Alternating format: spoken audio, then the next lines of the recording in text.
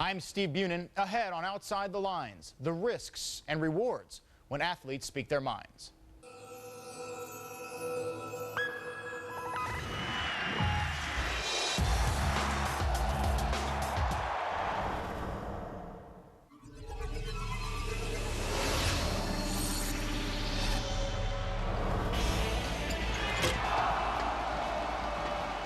China has long been the jewel of the NBA's global initiative. But with the Beijing Olympics looming, China has been cast in a different light. Protests around the world are taking aim at China's human rights issues, and some NBA players are taking a stand. In Darfur, hundreds of thousands have been murdered.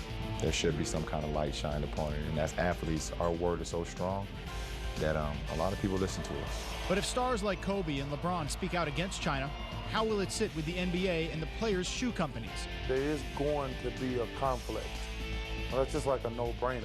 We're talking about people's lives being lost, and that means a lot more to me than some money or a contract. Today, Outside the Lines, the balancing act between activism and athletics.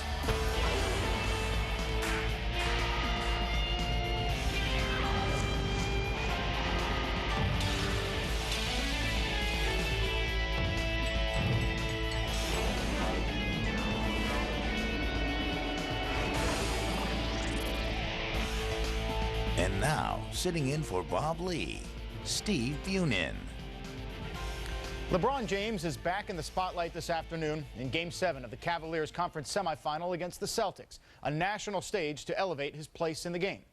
He'll be back on the world stage at the Beijing Olympics this summer, giving James and other high-profile athletes the opportunity to speak out against China's human rights record. But with millions of endorsement dollars yet to be made, does it pay for LeBron to follow Michael Jordan's lead and not raise his voice on any topic that might generate a heap of controversy?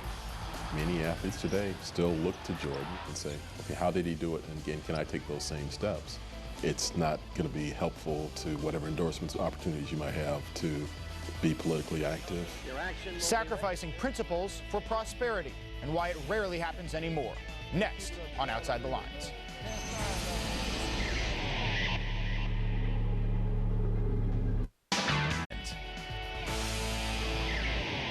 On the 40th anniversary of John Carlos and Tommie Smith taking a stand on the Olympic medal stand at Mexico City, who will step to the forefront in Beijing? Who should? Politics and sports often clash at the Olympics, most tragically at the 1972 Munich Games, but also in the back-to-back boycotts by the U.S. in 1980 and the Soviets in '84. Less than 12 weeks from opening ceremonies in Beijing, China's human rights record comes under heavier scrutiny by the day. Shelley Smith examines whether NBA players will jump in on the activism or stay on the sidelines. LeBron James's 2007 preseason visit to Shanghai and Macau was part of the NBA's grand plan to grow the league in China.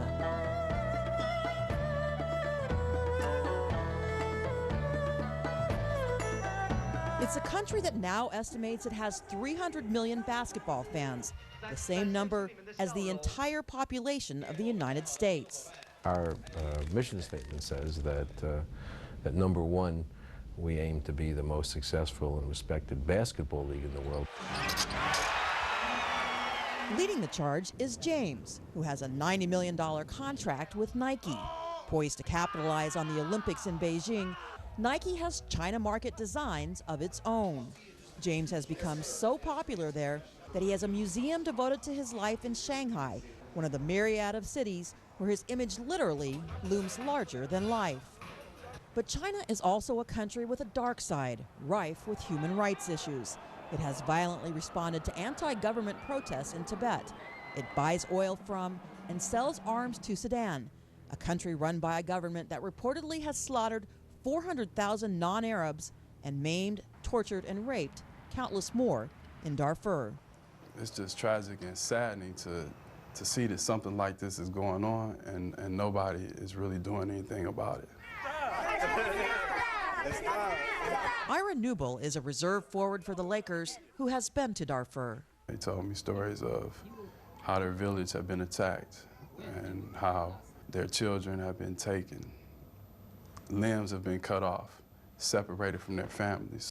Even before his trip to Darfur, Newble wrote an open letter to the Chinese government about its involvement in Sudan, arguing China cannot be a legitimate host of the Olympics while it, quote, remains complicit in the terrible suffering and destruction that continues to this day. He solicited signatures from his then Cleveland Cavalier teammates. I told him, I'm going to leave a pamphlet in your chair, read it, and we'll discuss it. They were in awe. They were amazed. You know, like I said, they didn't have a clue any of this was going on. Only 3 didn't sign. One was LeBron James, who was widely criticized and characterized as someone who cared more about his popularity and business interests in China than genocide. No disrespect to Ira at all. I wanted to learn more about it myself and get comfortable with it more myself before I decided to speak upon it or even sign anything. I told him the same thing I told everybody else. So I understand, you know, obviously by you being LeBron, you have a lot at stake. You can't just put your name on anything. Now, almost a year later, James has yet to sign the letter, but as the Olympics in Beijing near, he says he will help raise awareness about China's role in Sudan. There should be some kind of light shined upon it, and as athletes, our word is so strong that a lot of people listen to it. In the past several months, there have been protests around the world aimed at China's human rights record. It presents an odd circumstance. NBA players in a position to denounce a government their employer is actively courting. We have the power. We have the power to unite people. Some NBA players, including Kobe Bryant and Steve Nash, have already recorded public service announcements calling for action to stop the conflict in Darfur. We want to end the conflict in Darfur now. It is one of the few times in recent history that star NBA players have taken action on a political issue. Within this group of young athletes, this whole age group, when there's this huge vacuum of being apolitical on global issues. Kenneth Shropshire is a professor at the University of Pennsylvania and specializes in sports business. I think certainly compared to Bill Russell and guys in the past, it's not directly in their face racial issues like Russell and those guys were confronted with. It's a totally different era. Now, if they said, hey, Charles, you can't stay at the Four Seasons, or you can't eat up here at this restaurant, now I can understand that. Former NBA star Charles Barkley, now an analyst for TNT, says he's considering a run for governor of Alabama in 2014. I'm going to vote Democratic either way, because I don't like what the Republicans have done to our country. Barkley says he believes athletes should first take care of issues at home. I don't believe in cleaning up somebody else's house when your house is dirty. Hey, is Darfur important? Of course. It's not important to me. What's important to me is the stuff that I want to work on in Alabama, the situation in New Orleans. As an athlete, the most valuable thing that we have is our time. Hit it hard. The Hornets' Chris Paul has spent his time helping to rebuild New Orleans. A lot of times, people just want you to come speak to the kids or make an appearance here, and that'll go way further than any monetary donation will ever go. Phoenix guard Steve Nash says he doesn't believe athletes necessarily have a responsibility to take political stands, even though he publicly opposes the war in Iraq and China's involvement in Darfur. It's up to the individual, and I don't think because they're an athlete they should be any different than the CEOs of corporations. You know, I'm not sure that we see CEOs of corporations who are in a similar position to athletes, you know, speaking out on issues either. Some social observers say it was Michael Jordan who set the example for star athletes on being apolitical. In 1990, he famously declined to back a Democratic African-American Senate candidate in his home state of North Carolina by responding, "Republicans buy sneakers too." Many athletes today still look to Jordan and say, okay, how did he do it? And again, can I take those same steps? It's not going to be helpful to whatever endorsements, opportunities you might have to be politically active. I am not a role model. I'm not paid to be a role model. Barkley was criticized by many for his role model commercial, which he said raised eyebrows at Nike. When I approached him with the idea of making a project, they're like, you sure you want to do this? They knew it was going to be controversial, but my message was bigger. You know, my message is, I'm willing to take the heat for anything I say. I'm a big boy. But not everybody has Barkley's star and staying power. If a role player made a stink, he would probably be replaced. That's what former Chicago Bulls player Craig Hodges says happened to him after he wore a dashiki to the White House in 1991 and presented a letter to President Bush condemning the treatment of African Americans in the U.S. Hodges was cut by the Bulls shortly thereafter and never got a tryout with another team. He says he believes the NBA stepped in and cost him his career, which NBA Commissioner David Stern vehemently denies. That's an expression of individuality, and we certainly wouldn't discourage people from expressing themselves by their dress.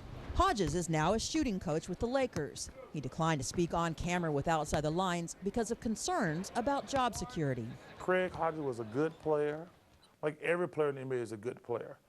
But if you are not a great player and people assume that you might cause trouble, they're not going to have you because it's too big a business.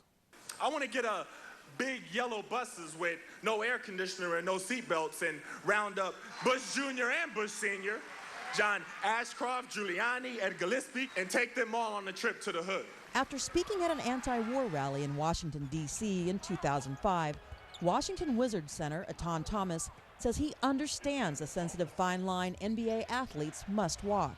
Got a letter from the NBA, just being careful, like mostly we don't want to see you one of the people being dragged away, in handcuffs, because you crossed the line at the demonstration. I'm like, no, I'm not going to do that. I'm speaking, I'm going on the platform. Etan Thomas says that he spoke at an anti-war rally and got a letter from the league. What do you know about that and why did that happen? I would love to see that letter because it doesn't exist.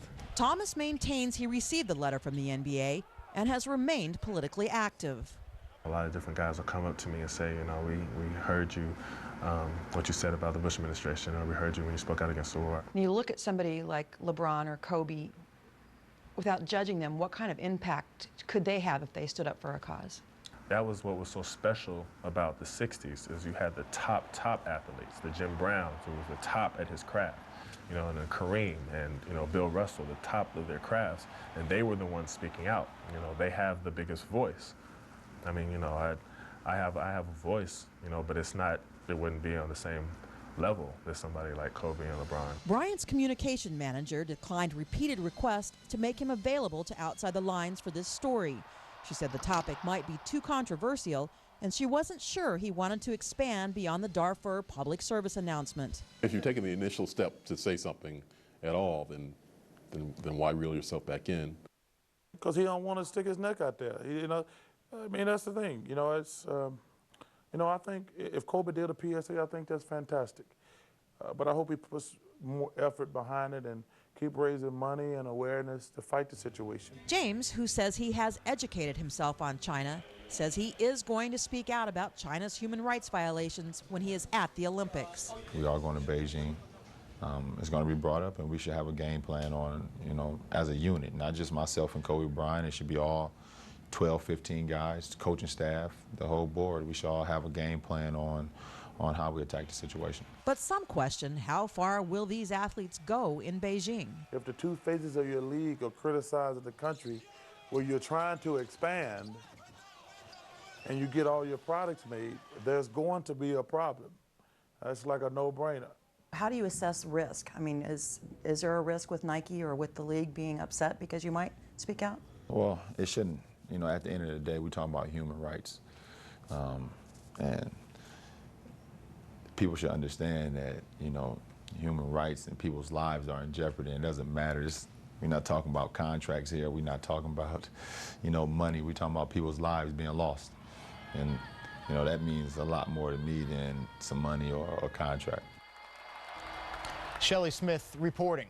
To discuss athletes and activism, we now welcome in Willie Banks, a two-time Olympian triple jumper whose best shot at a gold medal got wiped out by the U.S. boycott at the Moscow Games, and now the president of the U.S. Olympians Association. Holly Swires, a Ph.D. in anthropology who teaches, among other classes, the anthropology of sports at Lake Forest College in Chicago. And Dave Zirin, author and sports editor of The Nation magazine.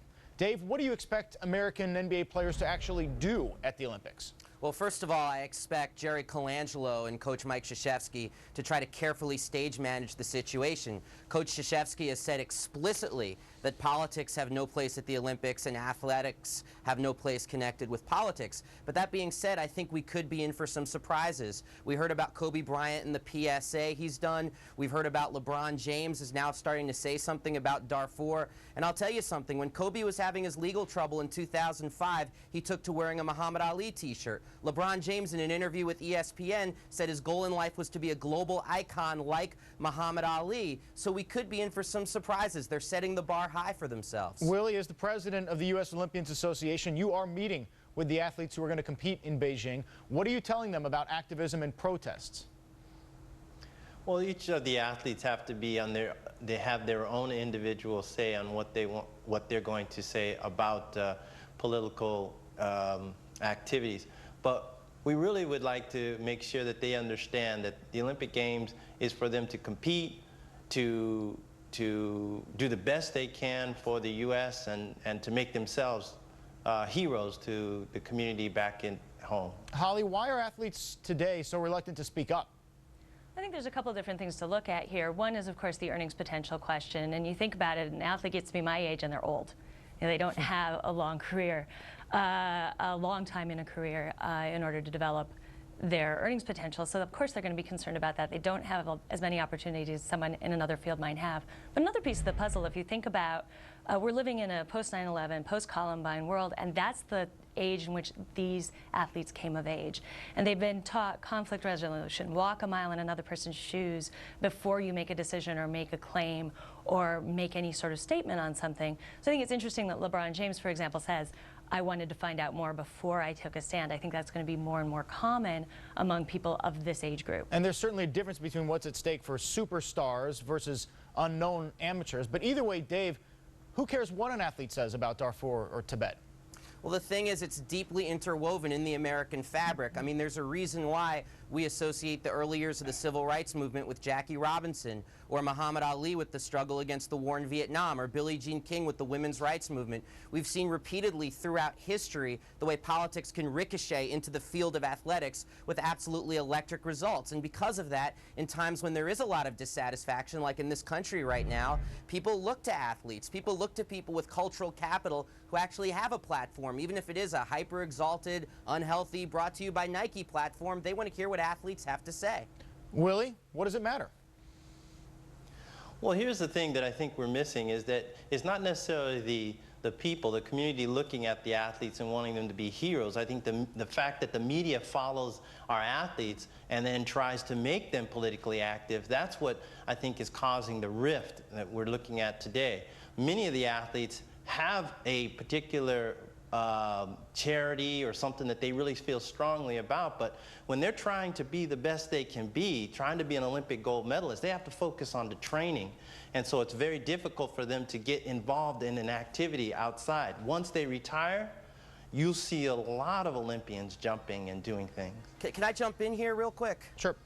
Because I think it's actually the opposite as Willie. A lot of athletes have attempted to speak out politically in recent years, and the ones I talk to, they think they hit an absolute iron wall when it comes to the media, that the media doesn't want to hear what they have to say. I mean, even a short list of athletes who've come out against the war in Iraq is pretty impressive in the NBA. Steve Nash, Eton Thomas, Donald Foyle, Josh Howard, Nick Van Exel, but there's no effort to try to consolidate and listen to what athletes think. There's way too much shut up and play, you signed a contract, you're just here to play, we don't want to hear it. Holly, you teach college students every day. What do they say about what athletes say? Well, I hear two different perspectives. One of the things that I hear a lot from my students is sports are supposed to be an escape. So there's a lot of resentment of when politics get brought into sports for that reason. At the same time, though, I hear them speaking very highly of Muhammad Ali and Tommy Smith and John Carlos. And what I see them understanding is sports is where we teach values, and it makes it a very potent field for making a political statement. And we teach kids from a very young age the ideas of a level playing field, playing fair in sports. So when things start happening, rippling in sports, it threatens the status quo in a lot of ways more than in other arenas. And so people are paying really close attention to sports, and it gets a little scary when sports get involved, and I think that's where we get that shut up and play attitude. And Willie, you were the one who was personally affected by the crossing paths of politics and sports. How did that impact your life in 1980? Well, I think that's part of it. I want to go back to the other gentleman's statement. Athletes will get involved, but it's just like we're a community, and maybe 5% of that community are very politically active and they want to speak out, and that's what happens in every community, and that's same in sports. Now, in 1980, I went crazy. I mean, I was protesting, I was picketing Carter's campaign headquarters because I wanted to go to the Olympic Games. And I wanted to compete because that was my shot to be a famous athlete, and so I wanted to do that. It's something that's, when it's personal like that, you will get involved. If it's something happening outside your universe, it's tough to really get emotional and get involved in something like that with your whole heart. Holly, what should the Olympics be? Oh, that's a tough question. They always have been political. They've been political from the get-go. They originally started as an avenue to sort of think about world peace. And that always brings people into conflict and leads to questions about what does it mean, whose peace are we having? And I think we see that same question emerging right now with Beijing. Whose rules are we following? What are the rules of fair play and equal opportunity that we regard as sort of the rule of the world that we want the world to live by? And I think that question is what we're deciding in the course of something like the Olympics. Dave, last question to you. It's a two-sided sword. Yeah. Sorry. It's a two-sided sword because you can say don't put it in Beijing because there's problems with their human rights, but then you can say let's put it in Beijing so that we can bring attention. We've got 5 seconds left. Dave, last word to you. Yeah, 5 seconds. if we don't want athletes to be political, we should just watch Rock'em Sock'em Robots or old games on ESPN Classic. These are human beings. Complicated issues. They demand serious discussion, and we appreciate the three of you joining us for this discussion. Willie Banks, Dr. Holly Swires, and Dave Zirin. Thank you for your time on Outside the Lines. Thank you. Next, it is your turn. We seek outside opinion. 1 week after OTL reported O.J. Mayo got paid while playing high school and college basketball.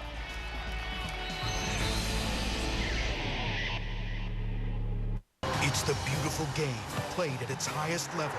The UEFA Champions League Final, live from Moscow. Manchester United versus Chelsea. Wednesday, coverage begins 2 p.m. Eastern on ESPN2 and ESPN Deportes. Someone told me long ago, there's a calm before the storm. I wanna know, have you...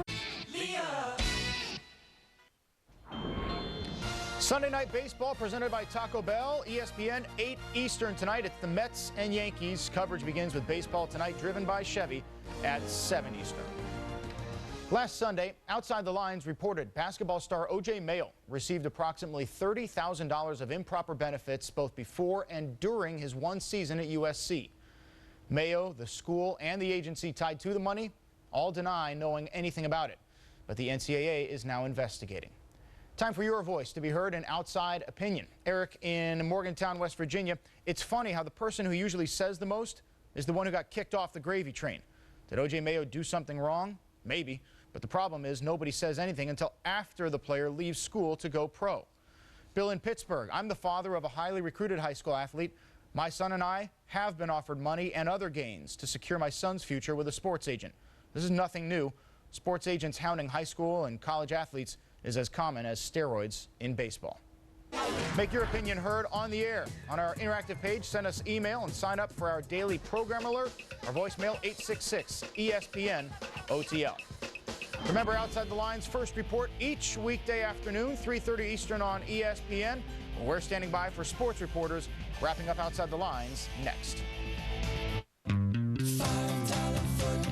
We're adding Subway 5. Presented by GoDaddy.com. Your destination for the NBA playoffs, Game 7, Celtics and Cavs in Boston. Celtics yet to lose a playoff game at home, but this is their second Game 7 of this postseason tip-off, 3:30 Eastern on ABC. I'm Steve Bunin. Thank you for watching Outside the Lines. Coming up next, John Saunders and the Sports Reporters.